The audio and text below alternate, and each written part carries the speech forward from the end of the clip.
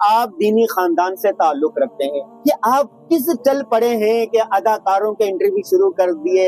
اچھا، دولت ہے، شہرت ہے، خوبصورت ہے، جوان ہے، تو کتنی شادیاں کر لی؟ سنتے ہیں مفتی طارق مسعود صاحب کو، سن کے خوش ہوتے ہیں، تو بیگم بہت سخت ہے، وہ کہتی ہے نا بھائی، ہم کہتے ہیں ٹھیک ہے بھائی۔ آپ کا ویژن کیا ہے، سوچ کیا ہے، مستقبل کے وہ اہداف کیا ہے جہاں آپ پہنچنا چاہتے ہیں؟ میں اس چیز پہ یقین رکھتا ہوں، لئن شکرتم لازیدنکم۔ دینی مدارس کے طلبہ کے لیے، طالبات کے لیے بھی کوئی کورسز ڈیزائن کیے؟ مجھے وہ مولوی اچھا لگتا ہے جو V8 سے نیچے اترے، جو مولوی اچھا لگتا ہے جس کے ہاتھ میں آئی فون ہو، مجھے مولوی اچھا لگتا ہے جو بزنس کلاس میں ٹریول کر رہا ہو۔ ہمارے ہاں جو کانسیپٹ ہے دین کو غربت بنا دیا، کہ یہ بڑی زیادتی کی ہمارے کچھ لوگوں نے نا۔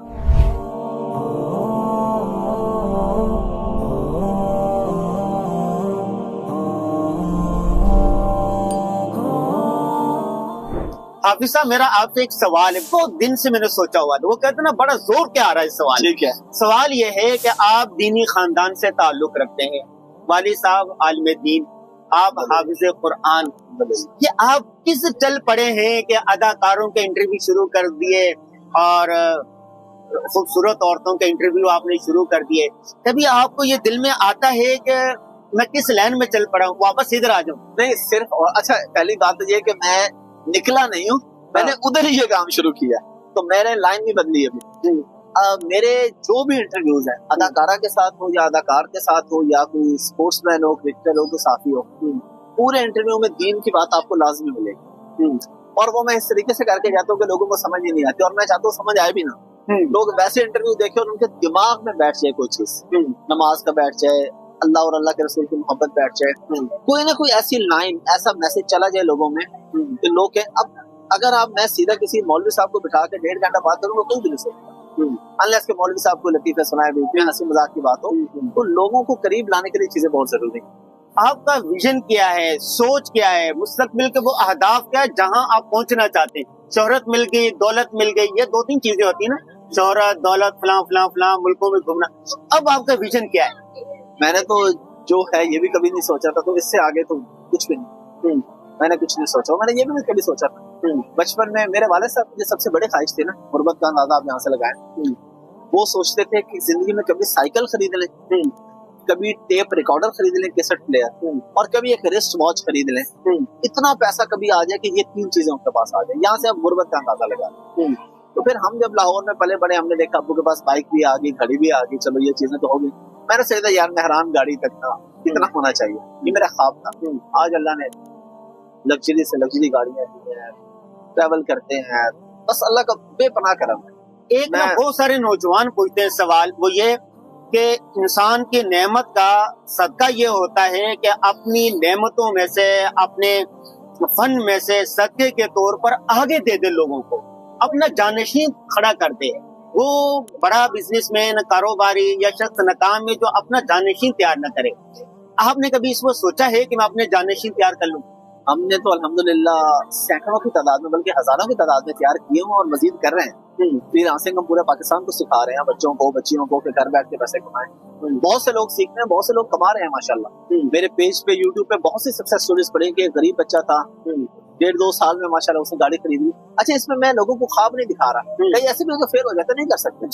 جی اب یہ وہی بات ہے جو ہم پہلے کر رہے تھے کہ آپ کے مدرسے میں، آپ کی کلاس میں 50 بچے ہیں، انہوں نے وفاق کا امتحان دیا، 40 پاس ہوتے ہیں، 10 فیل ہو جائے، تو اس کو استاد کا قصور تو نہیں ہے۔ اگر بچہ پڑھنے والا نہ ہو یا بچی اگر محنت کرنے والی نہیں ہے تو پھر استاد اس کا کچھ نہیں بگاڑ سکتا۔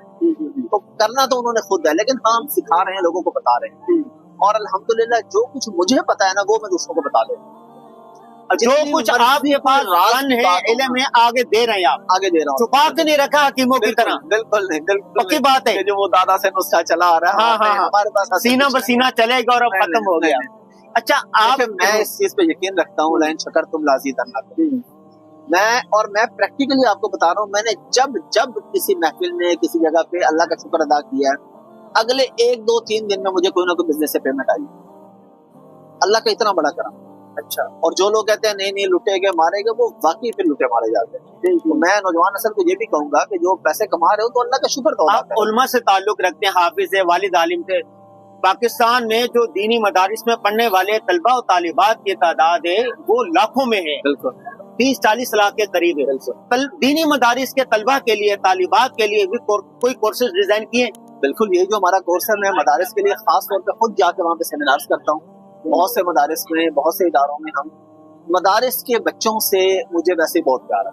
मेरा खुद दीनी ग्राउंड से ताल्लुक है, तो मैं चाहता हूँ कि ये लोग आगे निकले। मुझे वो मौलवी अच्छा लगता है जो B8 से नीचे उतरे, जो मौलवी अच्छा लगता है जिसके हाथ में आईफोन हो, मुझे मौलवी अच्छा लगता है जो बिजनेस क्लास में ट्रैवल कर रहा हो।